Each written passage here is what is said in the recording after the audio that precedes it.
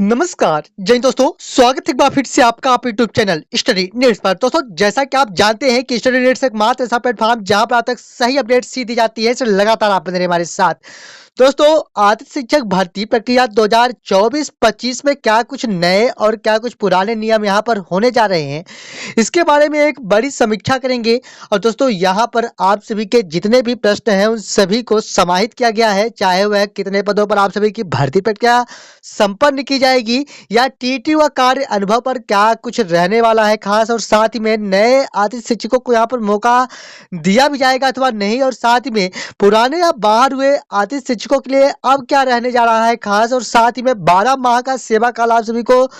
दिया जाने वाला है अथवा नहीं, और साथ ही में एसएमडीसी के आधार पर आप सभी की नियुक्ति प्रक्रिया संपन्न की जाएगी भी अथवा नहीं। दोस्तों, इन सारी स्थितियों को स्पष्ट करने वाले हैं इस वीडियो के साथ। और जैसा कि आप जानते हैं कि स्टडी नीड्स एकमात्र ऐसा प्लेटफॉर्म जहां पर पूरे प्रमाणिक तथ्यों के साथ ही बात की जाती है, इसलिए लगातार आप बने रहिए हमारे साथ।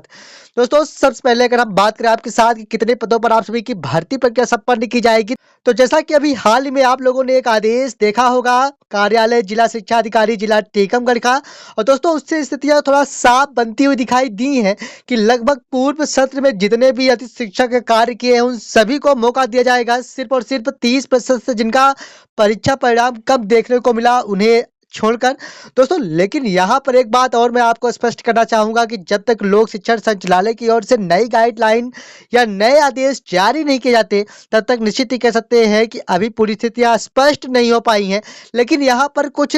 चीज़ों को समाहित करते हुए इस वीडियो को हम आगे तक लेके जाएंगे, और पूरे यकीन के साथ कि इस वीडियो के साथ आप पूरी तरह से संतुष्ट होने जा रहे हैं। तो फाइनली कितने पदों पर आप सभी की भर्ती प्रक्रिया संपन्न की जाएगी, तो लगभग 65,000 के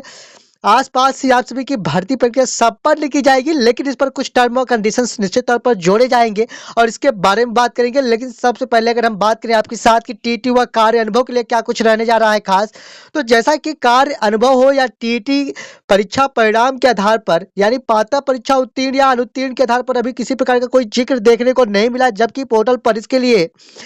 फीडिंग का कार्य पूर्ण करा लिया गया है। तो मैं आपको बता दूं कि जब तक लोक शिक्षण संचालय की ओर से फाइनली 2024-25 में आदर्श शिक्षक व्यवस्थाओं के लिए आदेश जारी नहीं किए जाते, तब तक इस प्रकार की कोई स्थितियां स्पष्ट नहीं हो सकती कि आखिरकार टीटी व कार्य अनुभव को लिया भी जाएगा अथवा नहीं, क्योंकि टीटी उत्तीर्ण की जानकारी फीड कराई जा चुकी है और उसी के आधार पर यहाँ पर 12 माह का सेवा काल सहित अन्य लाभ दिया जाना है, निश्चित ही कह सकते हैं। लेकिन यहाँ पर कार्य अनुभव भी एक अहम भूमिका निर्वाह करता है, क्योंकि यहाँ पर मौका दिया जाएगा टीटी अनुत्तीर्ण होने की स्थिति में, निश्चित ही कह सकते हैं। लेकिन अभी आप सभी को प्रतीक्षा करने की आवश्यकता है लोक शिक्षण संचालय की ओर से, जब तक फाइनली आदेश जारी नहीं किए जाते कि आखिरकार 2024-25 में क्या कुछ नई गाइडलाइन जारी की जाती है, तब तक कुछ कहा नहीं जा सकता। लेकिन अगर मैं बात करूं तो टीटी के आधार पर, यानी पात्रता परीक्षा उत्तीर्ण के आधार पर यहाँ पर कुछ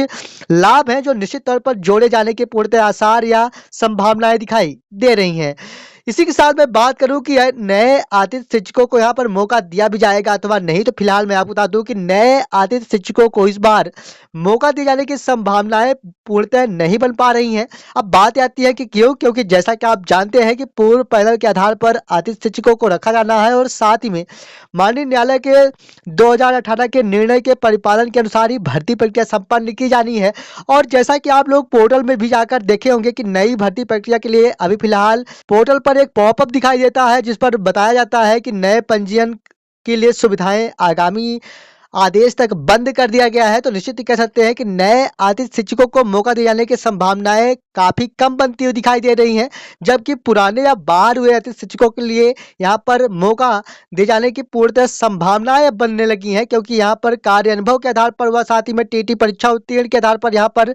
पुराने अतिथि शिक्षकों को यहाँ पर प्राथमिकता दिए जाने के पूर्णतः आसार दिखाई दे रहे हैं, पूरे संभावनाओं के साथ कह सकते हैं। इसी के साथ मैं बात करूं कि 12 माह के आप सभी को सेवा काल दिया भी जाएगा अथवा नहीं, तो 12 माह के सेवा काल के बारे में लोक शिक्षण संचालय की ओर से जो शैक्षणिक सत्र 2024-25 में अतिथि शिक्षक रखे जाने हेतु आदेश जारी किए जाएंगे। उसी के आधार पर यह डिसाइड किया जाएगा कि आप सभी को 12 माह का सेवा काल दिया जा रहा है अथवा नहीं। लेकिन अगर मैं बात करूं तो पूर्व मुख्यमंत्री जी के द्वारा दिए गए महापंचायत ऐलान को मद्देनजर रखते हुए आप सभी की भर्ती प्रक्रिया संपन्न की जाएगी। और इस बार जो भर्ती प्रक्रिया संपन्न की जाएगी पूरे पारदर्शिता के साथ की जाएगी। इस प्रकार से पूरे आसार अब दिखाई देने लगे हैं। जैसा कि आप देख पा रहे होंगे कि जिला शिक्षा अधिकारी टीकमगढ़ की ओर से कुछ प्रकार के आदेश भी जारी किए गए हैं और इस पर नाम सहित आप सभी के मांगे गए हैं। 30 अप्रैल की स्थिति में आप सभी ने अगर सेवाएं दिए हैं उस स्थिति में आप सभी के यहाँ पर नाम सहित कार्य व्यवहार और साथ ही परीक्षा परिणाम के आधार पर आप सभी के यहाँ पर नए शैक्षणिक सत्र में आमंत्रण हेतु यह भर्ती प्रक्रिया संपन्न किए जाने हेतु महत्वपूर्ण आदेश जारी किए गए हैं। तो निश्चित ही कह सकते हैं कि लोक शिक्षण संचालय की ओर से भी कुछ विशेष आदेश आने के पूर्णतः आसार दिखाई दे रहे हैं और 12 माह के सेवा काल के लिए पूर्णतः संभावनाएं बन रही हैं। इसी के साथ मैं बात करूं कि एसएमडीसी के आधार पर आप सभी की नियुक्ति प्रक्रिया संपन्न की भी जाएगी अथवा नहीं, तो यहाँ पर एसएमडीसी के आधार पर नियुक्ति प्रक्रिया संपन्न की जाने की संभावनाएं अब कम बनती हुई दिखाई दे रही है। बात आती है कि क्यों, क्योंकि जैसा कि अभी आपने देखा होगा कि टीकमगढ़ जिला शिक्षा अधिकारी की ओर से जो आदेश जारी किए गए हैं 30 अप्रैल 2024 के आधार पर जितने भी कार्यरत अतिथि शिक्षक हैं उनके नाम सहित मांगे गए हैं। और साथ ही में आप लोगों ने यह भी देखा कि किस प्रकार से कुछ फॉर्मेट है जिसके अनुपालन में भर्ती प्रक्रिया पूरे पारदर्शिता के साथ किए जाने की बात रखी गई है। और चूंकि जिला शिक्षा अधिकारी कार्यालय में उन सभी के नाम मांगे गए हैं तो यहाँ पर पूर्णतः संभावनाएं कुछ अलग बनती हुई दिखाई दे रही हैं